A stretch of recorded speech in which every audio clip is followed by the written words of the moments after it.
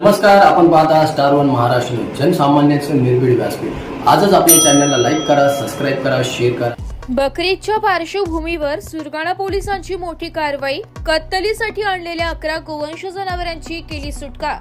नाशिक जिल्ह्यातील सुरगाणा पोलीस ठाण्याच्या हद्दीतील कत्तलीच्या उद्देशाने एका अज्ञात ठिकाणी मोठ्या संख्येने गोवंश जनावरे बांधली असल्याची माहिती सुरगाणा पोलीस ठाण्याचे पोलीस निरीक्षक राहुल मोरे यांना मिळाली होती।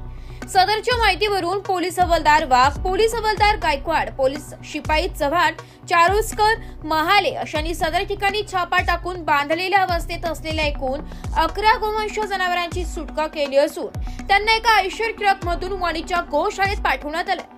या प्रकरणी सुरगाणा पोलीस ठाण्यात अज्ञात इसमांविरोधात गुन्हा दाखल करण्यात आला असून नेमकी हे गोवंश जातीचे 11 जनावरे आले कुठून व आणले कोणी याचा तपास सुरगाणा पोलीस कशा पद्धतीने करतील हेही बघणे तितकेच गरजेचे आहे। सदरच्या या कारवाईने गौरक्षकांकडून सुरगाणा पोलिसांचे अभिनंदन व कौतुक करण्यात येते।